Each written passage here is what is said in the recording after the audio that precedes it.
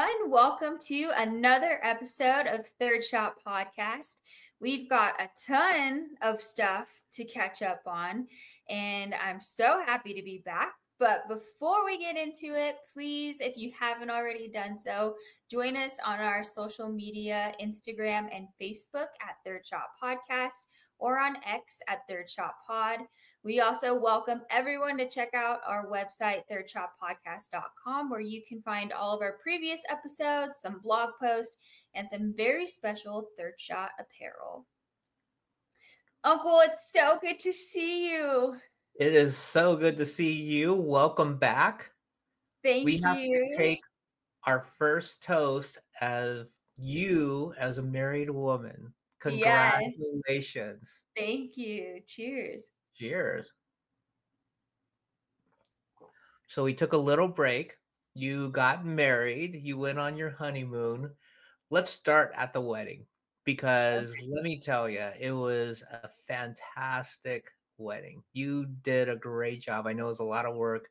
Yeah, but man, everybody had a good time. Thank you. It was like quite the day, that's for sure. Very long, but so worth it. And Rahul and I, my husband, that sounds so weird to say now.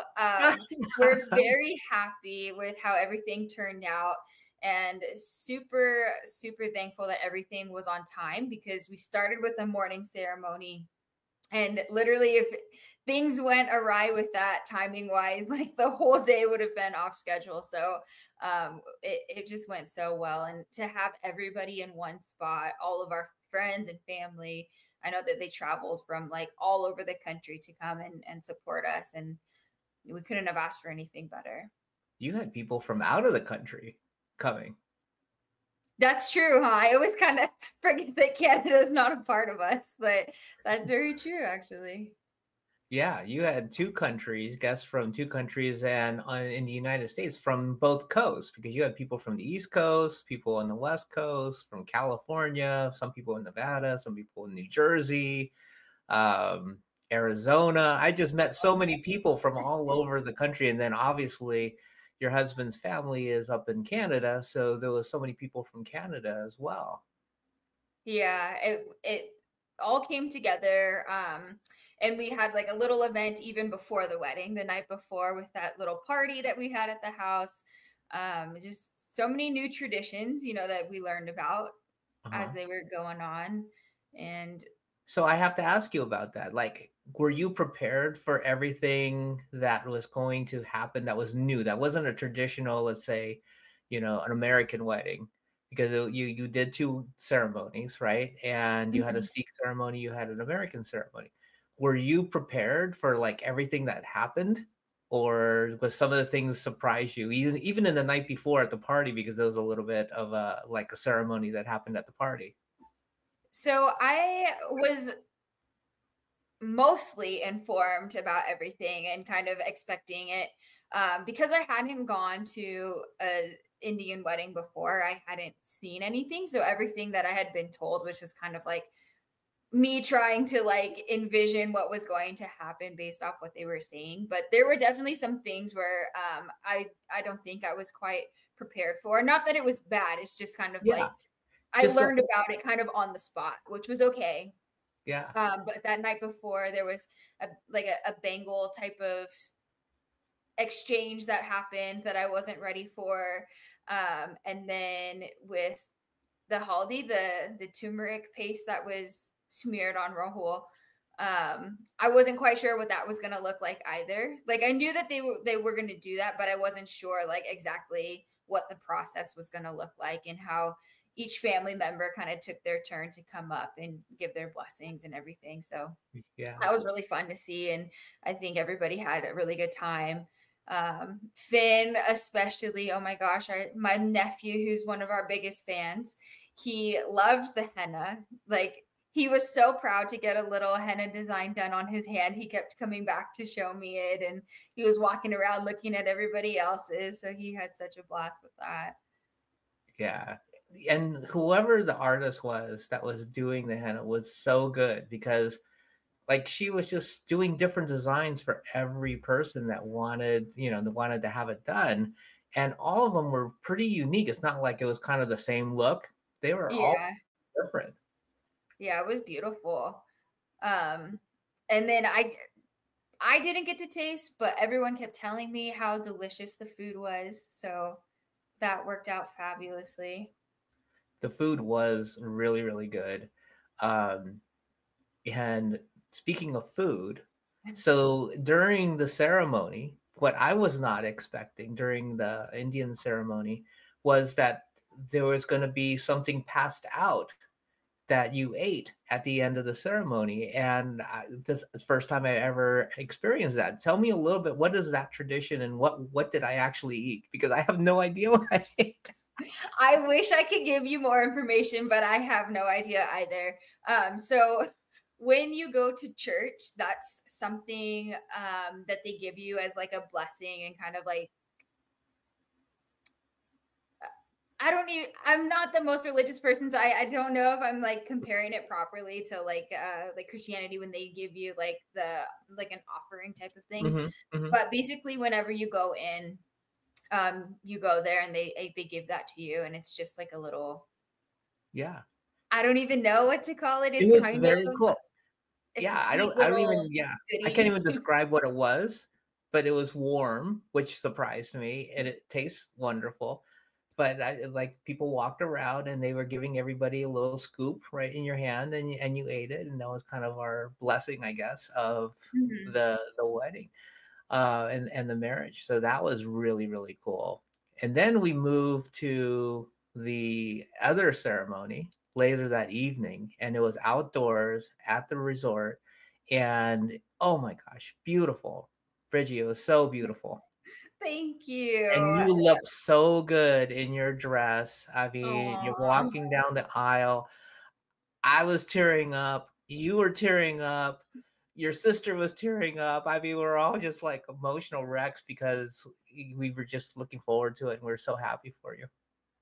Yeah, and it was really hard to kind of keep my emotions together as well. Not just because I was feeling it, but then when I see all of you, my bridesmaids, I don't think there was one of them who wasn't crying. So I'm walking, I see them. Shelly, my sister, my maid of honor, was bawling, and then I look next to her because I'm like, I can't look at her.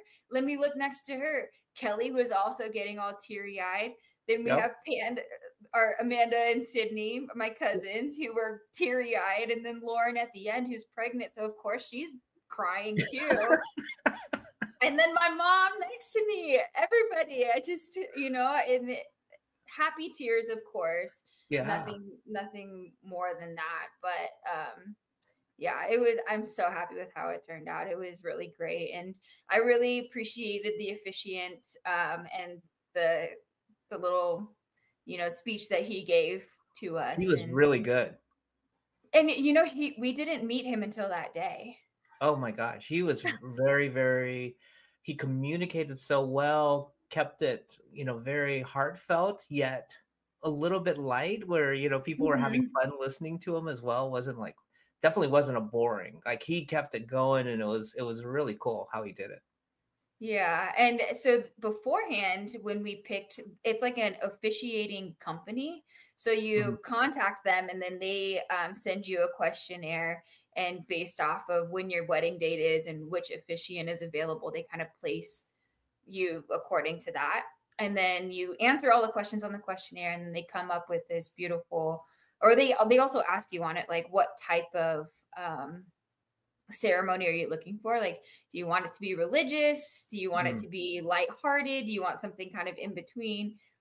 So we went with the in between one, and we were really happy with how it turned out. Yeah, he definitely pulled it off. Yeah, so beautiful ceremony. We were all just crying and happy, and just so uh, we're just so in it. We're just so in the moment. And you and I have been talking about it for so long because of the show and everything else. So I had to get there early and make sure I got an aisle seat. I wanted to be right there Oh, to watch it all. I couldn't miss it. I was like, I get to get the aisle. I wanted to get as close as possible. I wanted to be right there. Um, yes. and then afterwards, the reception, Oh my gosh, so much fun. First of all, Shelley did a fantastic job of her maid of honor speech, her little talk. Like it was so heartfelt. I loved it. I thought she did a great job. Yeah, I was so impressed by her because growing up, she's always been so shy and like would always steer away from any sort of public speaking. And so knowing how she was and then how wonderfully she delivered her speech, I was like, I was bawling up there when she was giving it more so than her. And she's the one who has to do it or was reading it to everybody. So yeah, shout out to Shelly. She did a fantastic job. It was so heartfelt and so genuine. And then And followed by Rahul's best man speech. He a killed little it. different than Shelley's, right? He kind of went for the entertainment value, which he really pulled off. Like he had a very entertaining speech. Yes, yeah. So his name was Marshall. He did a great job too, and I thought it was a perfect balance. Like we didn't even plan it that way, but Shelley's was very like warm and sentimental. His was sentimental, but like you said, he is an entertaining person, and so that's kind of more the direction that his went. It was very fun and engaging, Yeah. and And he he and he gave our podcast a shout out during a speech. yes, he did. Shout out to Third Shot Podcast. So now hopefully we've got some listeners, more listeners in Canada and throughout the states. Yeah. And then after all of that happened, the dancing started, and Finn was an absolute star. I mean, he was having such a good time dancing. Oh my gosh, I love seeing that. Yeah, he had a blast dancing with all of the groomsmen. And I think he was one of the last ones out on the dance floor. Like it was 11, the party was supposed to end at 11:30, and that's when they were dragging him off. And then later that night, mom sent me a text and it was him like passed out in the car. I think as soon as he got in the car, he probably wiped out. Such a Yeah. long day. I mean, he probably danced for pretty close to 4 hours straight. Like Yeah. he very rarely stepped off the dance floor. He was out there the whole time. He got the dance with Auntie Dinky Donkey, so that was a Yeah. lot of fun. For our listeners, Auntie Dinky Donkey is my auntie and Uncle Greg's wife. Yes, and one of Finn's favorite people in the world. Yes, absolutely. Well, it's hard not to love her. And I saw her busting out her dance moves too. Oh yeah, she brought it out. She was Like getting it. Yeah. it was great seeing her out there on the dance floor, and like we had such a good time. I mean, both of my daughters, your bridesmaids, Sydney and Amanda, they were out on the dance floor pretty much the whole night. I was out there, Auntie was out there, Finn was out there. I mean, it was just wonderful. It was really joyful. And that's the word that I keep Yeah. going back to. It was so joyful that whole evening. Aw. Well, that means a lot to hear that. And, I feel the same way. And looking back at it, it's like, oh my gosh, like that was a lot. And it was so fun from start to finish. Like I had such a good time as well, being able to spend so much time with friends and family. And, I hate being the center of attention, but I loved that day. It was just so magical. Well, that's the way it should be. Yeah. You hear so many horror stories of brides or grooms that didn't get to enjoy their wedding day for whatever reason. But the fact that you can look back on it and say you really loved that day, then it's all worth it. I mean, Yeah, mission accomplished. exactly. Yeah. And And it's a then we great got to start. go, yeah, and then we got to go on our honeymoon shortly after, and that's just Well, that's going to be next episode. So yeah, everybody that yeah, wants to hear about the honeymoon, they have to stick around for the part next two. episode. Part two of Bridgie's wedding and honeymoon. Yeah, so it's I can't wait to hear about that because you just got back at the time that we're recording this. So I haven't Mhm. really heard too much about it. We've been shooting text back and forth and stuff, but I haven't heard too much about it. So I'm going to ask a lot of questions about the honeymoon on Good. our next episode. Well, I can't But wait to share. yeah, good. This episode the rest of this episode is going to be very fascinating because we have the founder and CEO of Kineon Labs, um, Forrest Smith, on. And Kineon Labs have created a product that you and I have been using now that has really, and for me at least, I'll let you speak to it, changed my life as far as pain reduction. So I can't wait to bring Forrest on. As we bring him on, it gives everybody an opportunity to go to our social media accounts. Please follow us. Please subscribe to us on all of the podcast platforms, whether it's Spotify, Apple, YouTube, you name it. We appreciate the 5 stars. We appreciate the subscriptions. And again, go to the website, find the merch. And let's bring on Forrest Smith, the founder and CEO of Kineon Labs. Hey, Forrest, welcome to Third Shot Podcast. Thank you guys so much for having me here today. I can't wait for just an awesome discussion with you. Yeah, so you've got a lot of information to share with us, and we've got tons of questions. But before we dive into it, we're going to do a quick toast to Kineon and all of the amazing things it's doing for all of the people who are using it. So cheers. Yeah. Cheers. Cheers. Hold on. That is the first time somebody took a shot with a dropper. What are you shooting there? And why are you blue right now? So this is, and it goes away shortly. So it's, I'm only going to look like a horror movie, some kind of odd alien horror movie vampire for a little while. But this is one of the products that we've been researching and will be launching this year. Is methylene blue, which is a photosensitizer that also works synergistically with light therapy or photobiomodulation to increase metabolic function in your mitochondria. And it's a really cool combination. I've been playing with it, and we're about a month and a half from releasing our product in that space. And so we'll have to get you guys some over as it comes out, but it's really exciting because the neurological and brain impacts are just very, very powerful. Wow. Yeah, we're a whole other episode just for these drops is what I see in the future. Yes. Excellent. Yeah, no, it's sorry, go ahead. Yeah, so just tell us a little bit about yourself. We know you play a little bit of pickleball, but really we want to get into technology. Tell us a little bit about yourself and your background and how you got started with Kineon.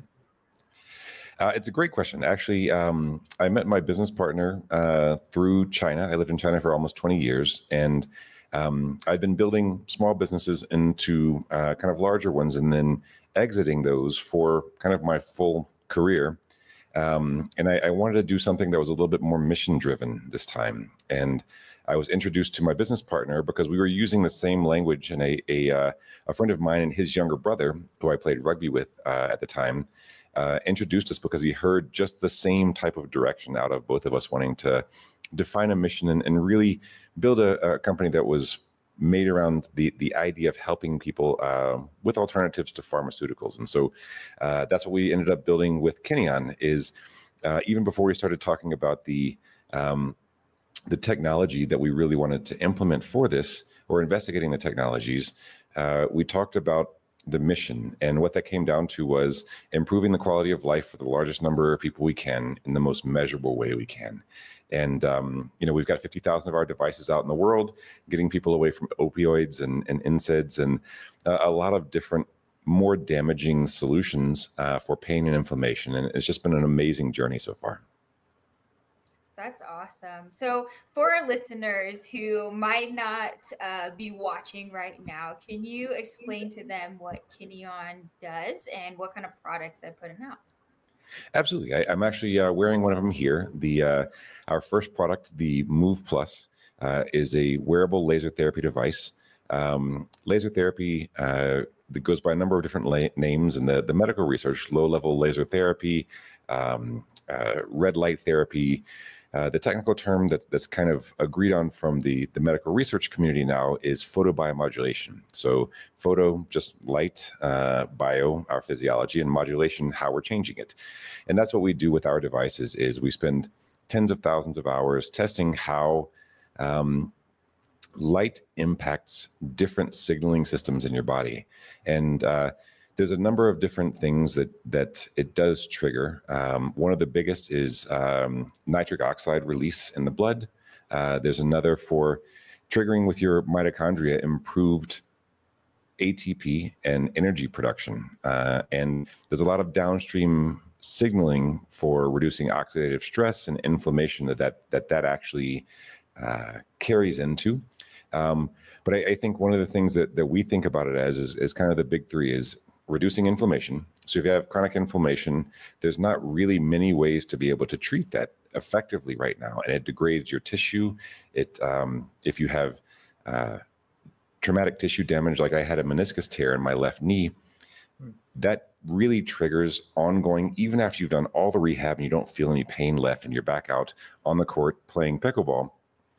The outcomes that you see from a inflammation standpoint, I started with early onset arthritis at the age of 35 because of my earlier injuries. And so that's really mediated and driven by the inflammation. And so reducing inflammation, reducing oxidative stress, and delivering more blood flow to the area are three of the big things that we do a lot of education about from the product and technical aspect.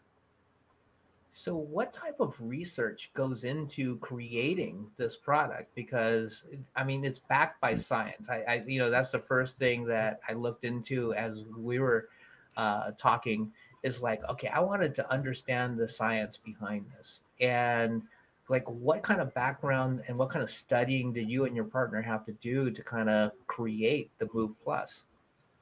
That's a great question. One of the nice things about this space from a technology standpoint that makes it a little bit difficult as well, though, is there's over 7,000 papers, medical research papers and trials and RCTs and meta-analyses and et cetera on this subject. And we actually, our research team contribute to this now as well. We actually help categorize and pull out the most meaningful characteristics about the light so that we can see as a research community, when you look at these 7,000 papers, where is the needle being moved the most, essentially from an impact on health outcomes. And it's a lot to get through. So there's a lot of research there. But one of the things that is most key to the outcomes that we can provide our users versus other devices in the space is the dosing models. And so we've spent a huge amount of time, tens of thousands of hours with our team building photon distribution models through tissue. And this isn't really something that's done by any of the commercial products that are in the market. We've started essentially from what we want to see happen in the physiology. So what photoacceptors are we going to target with these photons? And then how many of them are there, and at what depth of tissue are they existing? And so we've been through about 36 or 37 different cycles of building these really powerful mathematical models for how these photons distribute.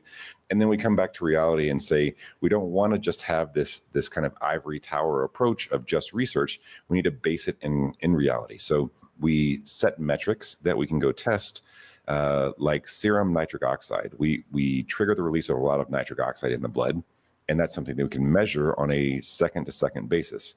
So what we do with that then is measure what the projection we have out of our model is, and then we measure what's in reality. And then we say, all right, the first time there's quite a gap. Why do we have this gap? This is crazy. This shouldn't be this way. And then we go back in and parse why that gap exists, and we close it. And again, that's why we've done 36 or 37 cycles of that now, is because we want to deliver the best dosing possible. Because when you start from the outcome and work backwards, then you know exactly what you're going to get. And I think that's really our commitment to our users, is we want to be able to provide repeatable, reliable outcomes, reduced pain, reduced inflammation, reduced oxidative stress, just better, healthier tissue. And the only way to do that is with optimal dosing. Yeah, and you brought up a good point about how the dosing kind of sets this device above the rest that's kind of on the market right now. And I think being on social media, I have seen, I don't know about you, Uncle, but plenty of advertisements for red light therapy devices, whether it's for your face or for your scalp even. But what I really appreciate about your product is that it's so flexible, where you can use it for so many different places on your body. And if you could just kind of explain to us just how flexible this device can actually be for users. Absolutely. Actually, I'll just show you a little bit of this right now. We've got our device here. This is actually the new set of straps that'll be starting to ship this month as well. But it's essentially 3 modules. And so the idea of having 3 smaller modules that have lasers in them is the lasers allow you to penetrate more effectively into the internal tissue. But if you have only one laser, then you have to make it really high power. And so when you're making it too high power, it overdoses the more superficial tissue. And so what we've created is a balance of how to target internal tissue, but not really overpower or oversaturate the more superficial tissue. And as an example of where we see some of the best results from this, knee injuries, knee osteoarthritis, chronic inflammation, lower back. Personally, I use it almost daily on an old meniscus tear in my left knee, which flares up particularly with racket sports because there's a lot of stopping and starting. It just kills me. And so I'll go enter a tournament and then, 2 or 3 days later, you're like, oh man, my whole knee's blown up. It used to take me, 2 to 3 months to get back into training and things like this afterwards. With the photobiomodulation, you can actually reduce that in a day. And so you see, the swelling come down, you see a inflammation coming down, and you start seeing the healing processes start a little bit more effectively in that joint. And so for me, it's the 2 things that actually I find myself treating from an injury standpoint most often is repetitive stress injuries like Achilles tendonitis.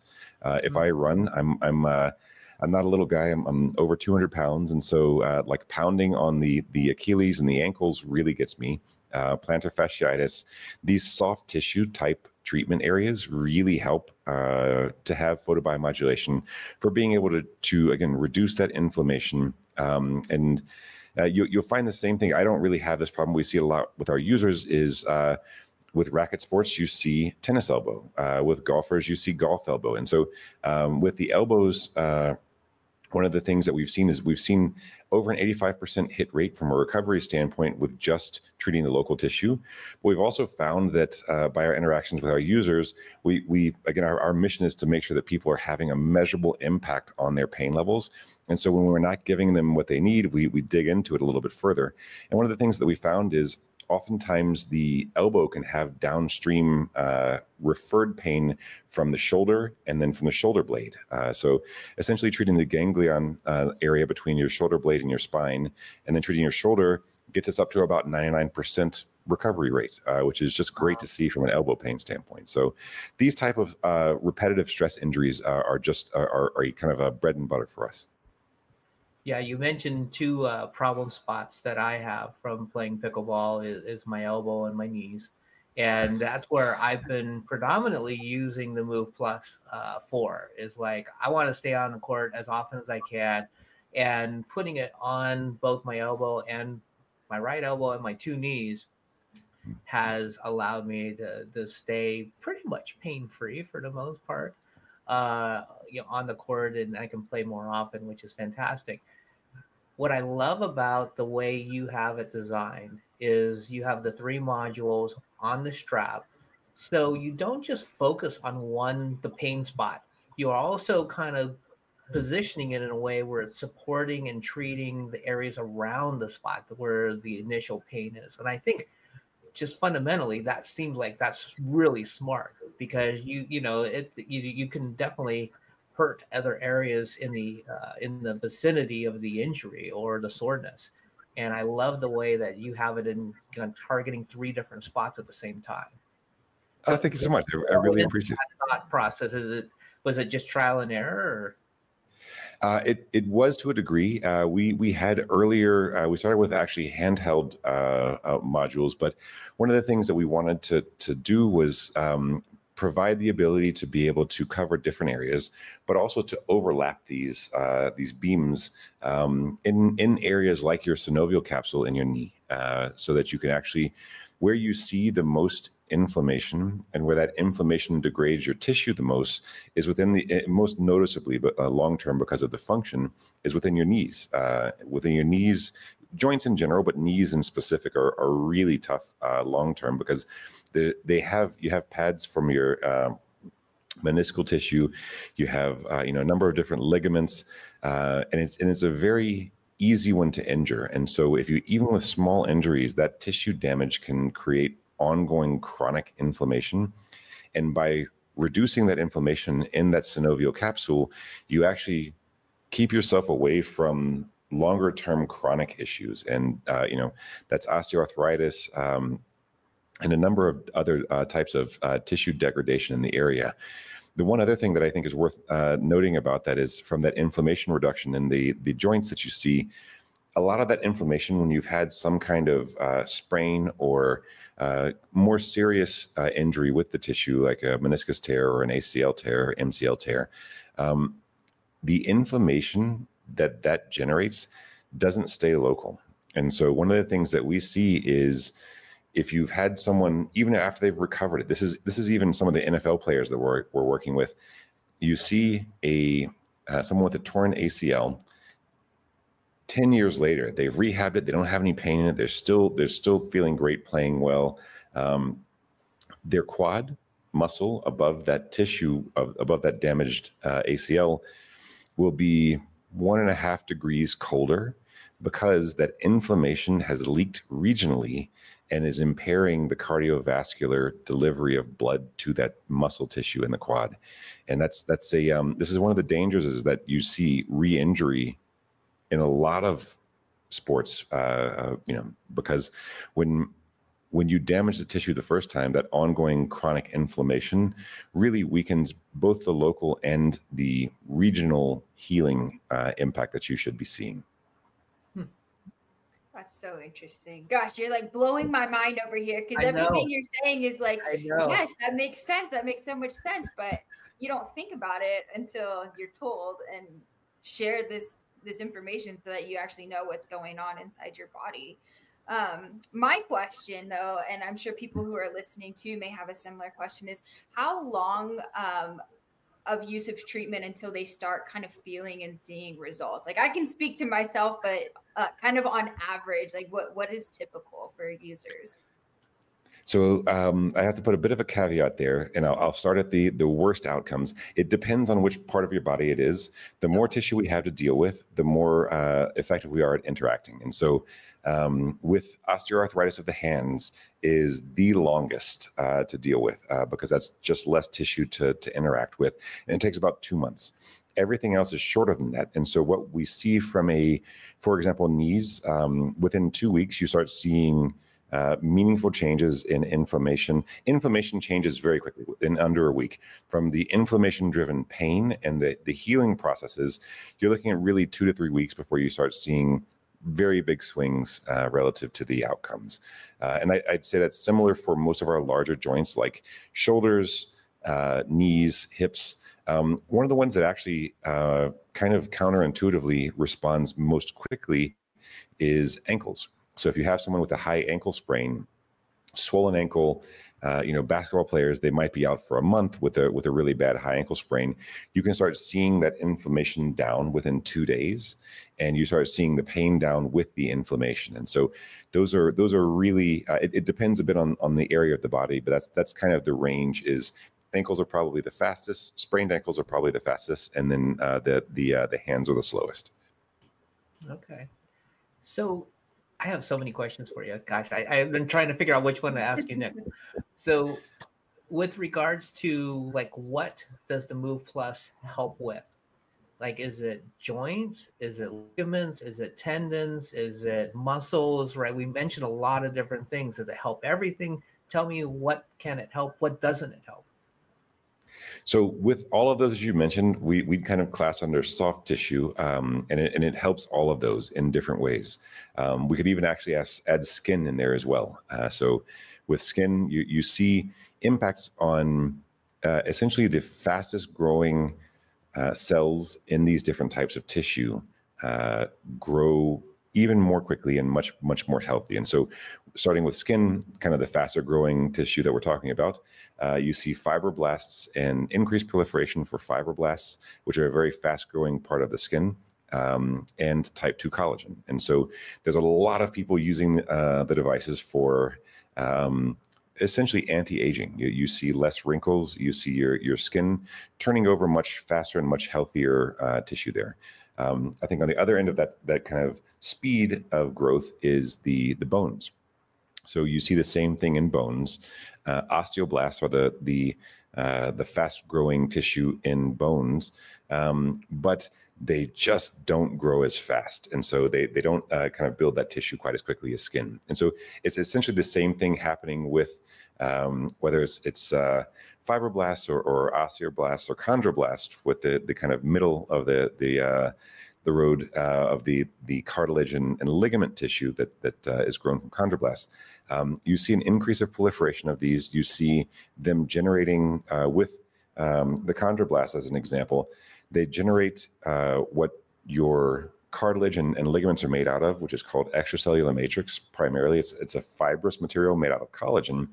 They grow faster themselves, but they also generate this extracellular matrix at a faster rate and at a healthier rate. And so we see a lot of people using this kind of post-surgery on soft tissue.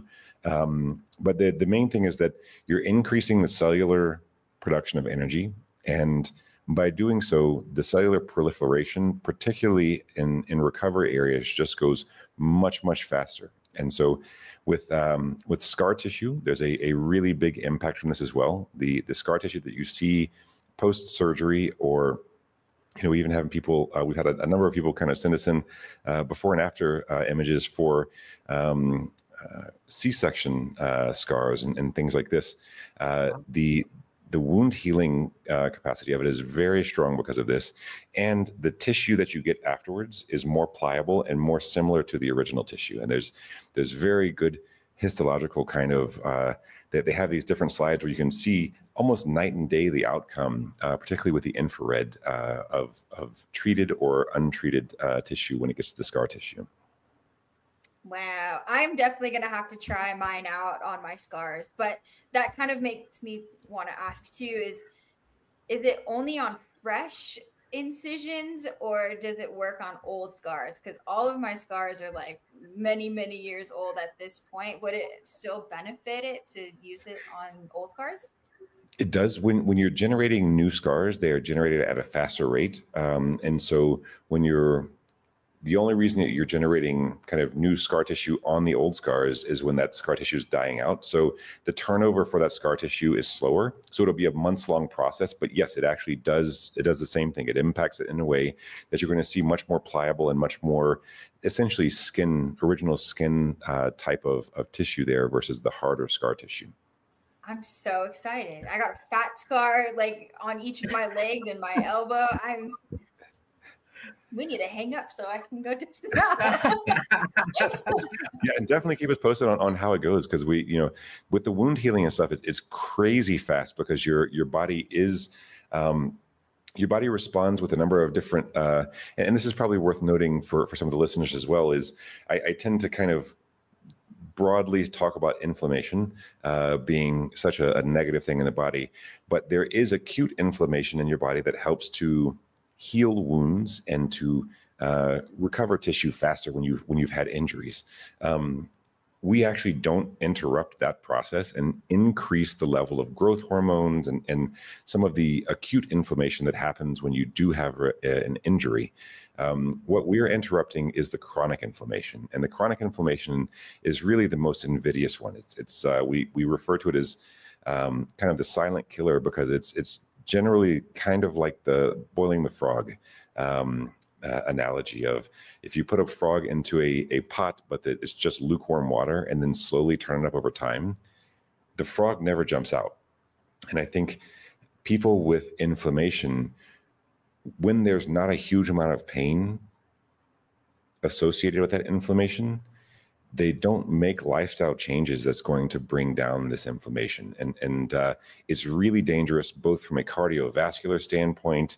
There's a ton of things that in the human body don't respond well and reduce kind of, it increases the mortality rate. You see people kind of lose years off of their life, and then even more lose years off their health span by having this ongoing chronic inflammation. And it's kind of the silent killer. And again, this is something that we spend a lot of time educating about, because we just don't want to see people staying in that, not changing what they're doing, and living with that inflammation. And again, this is a great option to be able to go out and treat it actively, proactively. Wow, it's amazing. This is a two-part question, and I know the answer to one of them, but I want you to be able to reassure everybody: is there any danger to using this type of therapy? And the second part of it is, obviously you've done so much testing and you're getting so much positive feedback. I read the reviews and everything. I mean, you got a ton of positive reviews. Is there any kind of situation where somebody shouldn't use the Move Plus? So right now we are contraindicated for pregnancy, and not really for any specific reason. There's nothing in the literature indicating that it should be contraindicated for this. But it's just a safety step taken by the FDA, and so we do publish that in our manuals and usage. I think we do have a number of people out there who just disregard this and have seen good results for it. And again, it's not predicated on any kind of any research that would indicate that there's any need to. And the second one is that with cancer, there was a concern that cancer is essentially a metabolic disease. And the concern has been that if we're improving the metabolic rate of energy production in your mitochondria, that if you do that with cancer cells, that this could proliferate even faster. And there wasn't really kind of unequivocal research on this up until about the last 3 to 4 years. But in the last 3 to 4 years, what we've seen is that it actually impacts cancer in a positive outcome way. And so we're anticipating that over the next couple of years that we'll really see these contraindications for cancer come off the table. I'm not sure that it's going to come off the table for pregnancy. And I couldn't explain why. There's nothing in the literature that really addresses any level of risk for pregnancy. But that's the two things that we're contraindicated for right now. All right. Thank you for sharing that. Yeah, absolutely. Yeah. I mean, I feel 100% safe using it, and maybe for people who are interested in using it, they may have the thought that it would like hurt their skin or like make it feel irritated in some sort of way just by having the light on it. But when I used it, I didn't experience any of that sort of sensation. But within that first week, I did feel noticeable changes. You had it on earlier around your neck, kind of like a dog collar, but that's where I put it as well, because I was in a car accident previously. And so I had some bulging discs in my neck.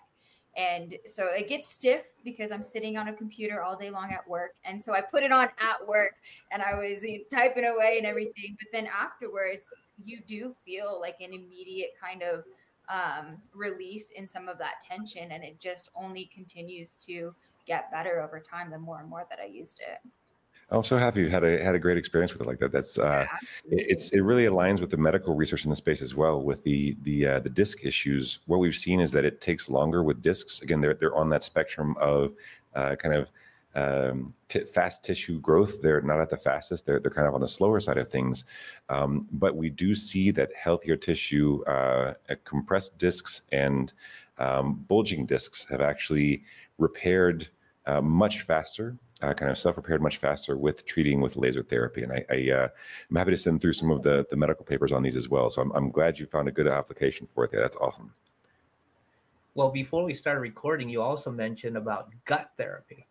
And that's got me interested. I don't want to let you go before we talk a little bit about that. So what's going on with the gut? So with the gut, there's a couple of different things.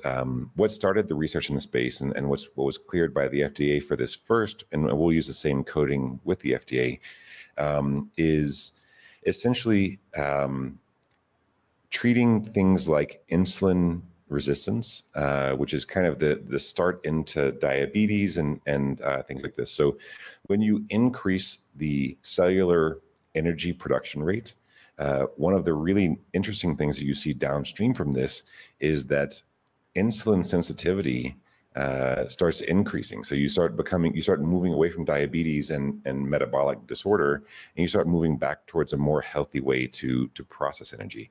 And this started a number of different researching labs, and a couple of them that we work with on researching. So what's actually happening here? Because they were seeing, relative to the insulin sensitivity, you're also seeing a couple of things around like immune health improving.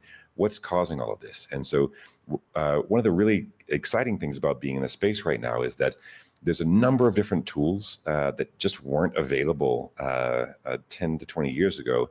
And some of these are called omics studies. So this can be things like metabolomics or proteomics. And it's really large data sets that we can now go use machine learning and large language models and AI to help us parse and take more meaningful data from. And so what's come out of that research is the idea that from a metabolomic standpoint, you're generating more healthy outputs from your gut biome, which are things like short chain fatty acids like butyrate, which is a really great way to kind of measure healthier gut. You're measuring things like reduced inflammation in the gut, reduced inflammation in the bloodstream because the leaky gut is not leaky anymore. So you're actually starting to get these tight junctions tighter. And so as this research became more and more well supported over the last 5 years, we've started developing our own gut-based device. And what we're seeing with this right now is increased level of neurotransmitters, so that when you're treating your gut, you actually feel better. That in the medical research, they call it the affect, but really it's kind of just your mood or your energy levels on a daily basis. And affect levels increase substantially. Neurotransmitters like dopamine and serotonin generation in your gut increases substantially. Stress levels come down. You see people who are on anxiety charts start reducing the level of anxiety they feel, and very similar with depression. And so the outcomes from this are really, it's such an exciting space from a research standpoint, because the tools that are out there and kind of becoming more common and democratizing as the costs come down for them are really generating better data for us, so that as we start testing these, we can dial in the dosing more effectively for that internal tissue like the gut, and help people modulate their gut biome, treat things like Crohn's disease and irritable bowel syndrome and ulcerative colitis very, very effectively, because most of those are mediated by inflammation. But the big one, though, is I think there's so many people with leaky guts right now that it's kind of endemic. There's just microplastics, environmental factors, endocrine disruptors, and also just diet not being great these days from a standard American diet really drives so much leaky gut. And that leaky gut, when we're talking about chronic inflammation, this is a huge source of chronic inflammation systemically for people. And so the impacts of what does that come through to? What is it, what's the outcome of that? We've seen that the adult onset of osteoarthritis and chronic inflammation driven or mediated diseases drop from 68 from around 2000, 2001 to in 2020 was around 53. So the average age people are starting to see really negative impacts from this kind of systemic inflammation is dropping. And there's not really great solutions to kind of go out and treat this. And so being able to generate a great solution and bring it to people who have these problems is just so grateful to be in the position that we can actually do that. Well, this is like extremely exciting information, and I was stoked about this beforehand, but after hearing even more what this product can do for us, like I am even more excited, and I feel like I want to go out and tell every single person about red light therapy and get them on board with it too, because like you said, it can help so many people. Yeah, we're super excited about it. Again, we're doing great follow-up measurements with a lot of our users, and we really try to, again, we're a mission-driven company. We're not here to sell products. We're here to make sure people are getting out of pain and seeing the changes in their quality of life that they're expecting out of this. And so we do a ton of calls to understand more effectively how this can benefit people and what we can help them from a preparation and execution standpoint for, with things like habit stacking. So what habits can you stack this with? How can you leverage this in lowering pain levels to get back into activities that you haven't been able to do, and get back into movement? Because that's the key, is like keep the movement in, and you're going to stay healthy for a lot longer.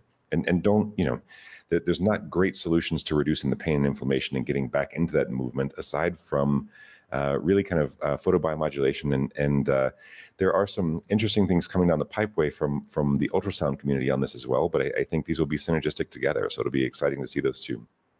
Yeah, I can't wait to learn more as Kineon continues to grow. For our listeners that want to learn more about the Move Plus or purchase the device, what's the best way for them to reach out and pick one of these up? So check us out at Kineon, Kineon.io. And we're also on Instagram and Facebook. We have a very big Facebook group community of users. We have over 50,000 devices out in the world helping people now. And I think something like 6,000 or 7,000 of these have signed up for our member group. And they're super interactive. Everybody's giving tips and tricks and ideas as to how you can improve your own outcomes based on what they've been testing. And it's just been awesome to interact with them as well. We spend a lot of time in there trying to understand how we can make our product better for the community as well. So that's the best way to reach out to us. I think we also have a number of blogs on the site for education on different topics around, does the device treat this, or could I use it for that? We have a great research team who've put together a really powerful blog on site for being able to answer a lot of these questions and get ahead of that from an education standpoint. And before we do our last shot, and before you turn your teeth blue again, for all of our listeners, you're so generous because you're offering a discount code for our listeners. If they want to purchase the Move Plus, they can use the discount code of Third Shot, all spelled out. So THIRDSHOT, and they're going to receive a discount on their Move Plus. And, whatever it costs, it's worth the pleasure of, living your life with less pain. And the long-term effects are just so positive, as you've explained during the show. So thank you for what you're doing with Kineon Labs. This is such an exciting discussion, and you're such awesome hosts here. I really, really appreciate the time today. Well, let's turn those teeth blue. All right, let's do it. And one last time. One last time. Let's take our third shot. All right. Dedicated to Kineon. Cheers. Thank you so much for joining us today, Forrest. Thank you, guys. So educational and just a lot of fun. Stay with us because I have questions for you after we get off of the show, because I can't wait to learn even more. But we're out of time. But thank you so much for joining us. Cheers, guys. Thank you for having me. For all of you listening, thank you for joining us at Third Shot, where Bridgie and I would continue to share our pickleball journey. Real special thanks to Forrest for joining us today. Please check out their website. Again, it's Kineon.io, and their Instagram is Kineon_labs. Check them out. Use the discount code Third Shot. You will not be disappointed. Bridgie and I both felt immediate results. So before I let you go, you do have a trial period, right? Do you want to explain a little bit about the trial period? 30-day trial period, no questions asked. If it's not working for you, send it back. But also, my partner and I, if it's not working, we want to know. So we've put our Calendlies out there. And if you want to call in to understand why it's not working or give us a hard time about it, please book in a call. Whenever anything is not delivering, we're here to deliver results. And so we try to put ourselves out there and interact individually with everyone who doesn't have a good experience with this. I mean, come on. You can't put that is putting your money where your mouth is, and you're putting yourself as the owner, the founder, CEO of Kineon. You're welcome to talk to people individually about whatever's going on. with the use of the Move Plus. So that is an amazing commitment that you have for helping people. And we have a commitment here at Third Shot. We will continue to share our enjoyment for the game and grow this pickleball community together. And see you next time on Third Shot Podcast.